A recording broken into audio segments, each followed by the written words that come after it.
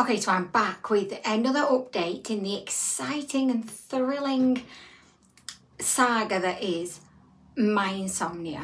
I think, if I remember correctly, in my most recent video in the thrilling saga that is that Alan cannot stay asleep, I told you that I tried a medication called nortriptyline, which actually is an antidepressant, but the doctor, well, my doctor and doctors in general, because if my doctor wasn't meant to do it, I don't want to throw her under the bus, so I'm sure doctors in general do it. Anyway, why am I going on about that? Anyway, right, so it's an antidepressant, but I believe that it can be prescribed off-label as a kind of medication for insomnia. So I tried that, and the first night I had a good experience with it. I slept. So I mean, you know, if the one thing that I want that medication to do is enable me to have a good night's sleep, it did it. So that was like, oh, big tick, well done, you passed the test, this could be a goer. But then the next night when I took it, it did something mental to my brain, in that it did the complete opposite of what it had done the night before and what I wanted it to do, in that I could not get to sleep. Like, I could not get to sleep.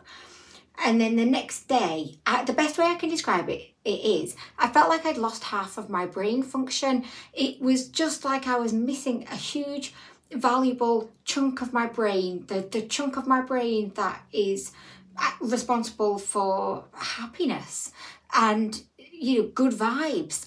I don't want to sound overly dramatic here, but I spent the next day after the second dose of nortriptyline feeling like this is what it must be like to be like very depressed. There was just nothing that I could do that would bring me any happiness. Like, there was no fun in anything. Nothing at all. And I'm someone that is very productive. Like, I always like to be busy, I like to be doing things, I'm never bored.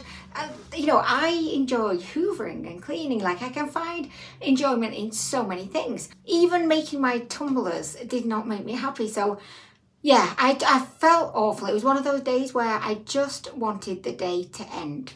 I just wanted it to end so I could start a new day. And thankfully I had a good night's sleep, because I found a secret weapon, which I'm going to tell you about. But I had a good night's sleep, and then the next day I was back to my usual self, which is awesome. But then I phoned the doctor and said, look, nortriptyline, not a goer, definitely not. No, not for me. And then I basically kind of begged her to just prescribe me the zopiclone, which is basically it's a sedative. So she did, but again, you know, she kind of advised that it was only like a short-term thing. It was not in any way like a permanent solution. So she prescribed me a 7-day supply, and I was thinking, oh great, okay, wonderful, because I negotiated with her that I didn't need to, like, and I don't need to take it like a sedative like every night, and I definitely don't want to do that, because then, you know, I will be dependent on it. And I don't want to be dependent on a medication to be able to go to sleep. So I said, look, if I just have them, and I could maybe just take one like twice a week, so that at least I know I'm going to get like a couple of really good night's sleeps. So she prescribed it, and I was like, yay. And so then I took it, and I had a completely different experience to how I did last time I took it. Because the first time I took zopiclone, it wiped me out. I've slept a lot longer than I usually would. Instead of waking up at like 2:30, 3, I was waking up at like 5:30. It was like light when I got up. It's such a novelty, you know, to wake up and to hear cars and life outside, and for the, you know, it not to be dark. It's such a novelty to me. It's like, whoa. So yeah, so then this round of zopiclone, I'm having a completely different experience, and I don't know if she's prescribed like a slightly different version. I don't know, but it's giving me restless legs. And if you've ever suffered with restless legs, you will know it's just awful. I was trying to think of it like a worse word, but awful, I think, summarises it. I would say horrific, but I don't want to be like a super drama queen about this, but it was awful. Okay, awful in caps and loads of exclamation points after it. It basically, like, I could not get to sleep, and I didn't just have restless leg syndrome, I had restless arm syndrome. It was like every single muscle in my body wanted to twitch and move, and I've suffered with restless legs, like, even when I was like a child, I suffered with restless legs syndrome. And then when I was pregnant, it was the worst. The worst. Heavily pregnant and restless leg syndrome. Not a great combination. So anyway, so yeah, Zoplicone. So then I've only taken like 2 tablets out of the 7-day supply, and now I'm just fearful. I'm like, I don't want to take it now. I'm scared. So I'm going to tell you what my secret weapon is. And out of all of the things that I've tried, the majority being like herbal like sleep aids, like Nitol, valerian root, 5-HTP. I can't remember any calms. Okay, so out of those things that I've tried, and then, you know, the prescribed medication, the best sleep aid for me that I found, the sleep aid that gets me off to sleep beautifully, it's like, you know, a orchestra doing like a symphony. It's just like, birds are tweeting, there's a fire roaring in the background, it's storms outside, so it eases me to sleep, and then actually I can sleep up until 5, half 5. Do you want to know what my #1 secret weapon is now to get me to sleep and to keep me asleep? Drum roll please. Night nurse. If you're not familiar with what night nurse is, it's not a nurse that comes in the night. No, it's basically, it's liquid gold. I'm going to call it liquid gold because it's amazing. And I cannot be taking this. Like, I'm not taking it every night, maybe like twice a week when I am desperate, because it tastes like shit.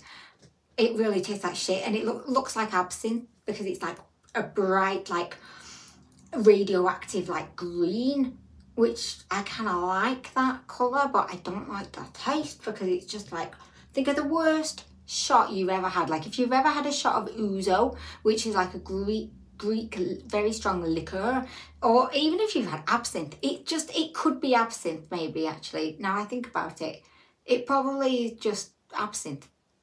But anyway, so yeah, so if I just have like 20 ml of that, swig it down, I have a great sleep. Like, I had it last night and I've just woken up feeling awesome. Awesome. Whereas the night before, I had the Zoplicone. Did I have the Zoplicone? See, I'm forgetting what I've had now. No, the night before I had Zoplicone and I still woke up at 3. Whereas I had night nurse last night and I had a great sleep. So to be honest, I don't know what the solution is here. I'm going to give my doctor a call tomorrow, which I know my doctor, she's going to love that. I think, well, she definitely hates me. I was just about to drink out of this. And this is actually a tumbler that I've made for someone and I'm about to wrap it up. I was about to drink out for her. Look, shameless plug. Oh my gosh. Anyway, sorry, I do need a drink now because I have dry mouth, which is probably caused by probably the night nurse. But oh my gosh, yeah guys, night nurse, like, basically it's like a treatment for if you've got like flu or blocked sinuses, and it's meant to just like aid you in like clearing up the sinuses, enabling you to sleep well, because if you've got like flu or a throat infection or some sinus infection, you know, we all know going to sleep can be an absolute travesty. It can. So yeah, that's kind of what it's made for, but it contains paracetamol, and then I believe it's essentially like an antihistamine, and that's how it works, to clear your airways out. But because it's an antihistamine, it also has like the sedative kind of qualities to it as well. So that has proved to be really effective for me. I don't know which way I'm actually going to go with anything, but I think I might just try the Zoplicone tonight, just as a, let's just say, this is your last chance Zoplicone. Not that it matters anyway, and it's probably a good thing that it's not really working for me, because it was never ever going to be any kind of permanent solution anyway. So I'm going to give the doctor a call tomorrow. I'll see where we're going to go from here, because I have no idea.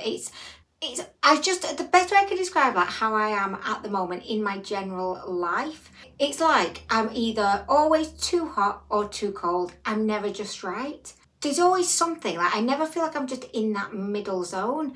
And then because I put so much emphasis on sleep now, because I'm struggling so much to get enough of it, I can see that I'm probably feeding the problem in a way, because I'm becoming really obsessed, hyper focused, like anxious about it. So even though like yesterday I was absolutely beyond exhausted,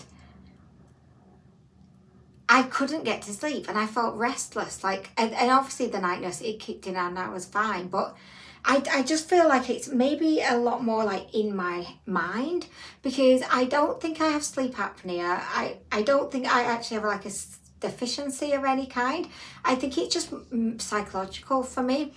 And then I fell down a rabbit hole yesterday of looking at some TikToks where, you know, basically, right, if you have time or you're just like interested, type into TikTok, waking up at 3 a.m. Honestly, like there was a guy and he basically was saying that if you find yourself waking up between 2 and 3 is the witching hour, and because everyone's like asleep at that time, so it's very quiet, the veil between humanity and the spiritual realm is a lot thinner, enabling the spirits to try and communicate with us. And he was kind of saying like, so maybe like they want to communicate something to you, like your angels. I've discussed this briefly before in a previous video. So then anyway, when I woke up this morning at like 3, I just like lay in bed and I was laying there, open body language, meditating, which I don't know how to meditate, but I think I was, I don't know. So I'm laying there and I was saying, okay, angels, what is it you want to tell me? I'm ready, I'm open, communicate to me now. And please, can I start waking up a bit later? But just tell me what it is you want to tell me. Let's do it now, please. This is the best moment we've ever had. I'm open to hearing it. If you do want to tell me something, now is the time. Come on, girl. Come on, girl. Nothing was told. I don't know. I still don't know the answer.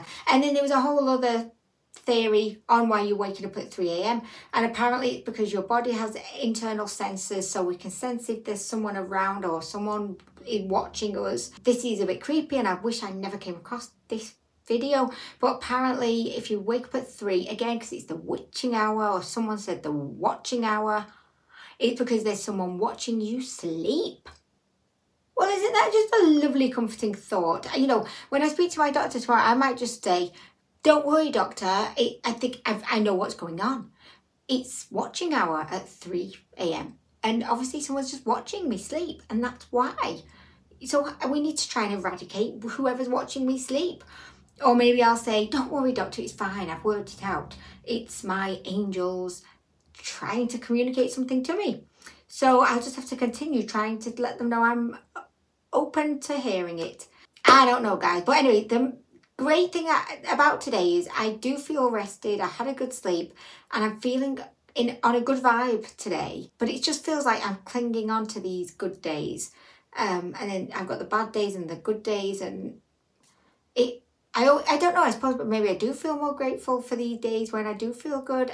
Who knows, guys, but I wanted to update you. I know that I'm not alone in suffering with insomnia, and I want to share my experiences and share what I found is working, what is not working. Doesn't mean that, you know, if something doesn't work for me, obviously it could work great for you, because it's like medication is subjective to your own physiology.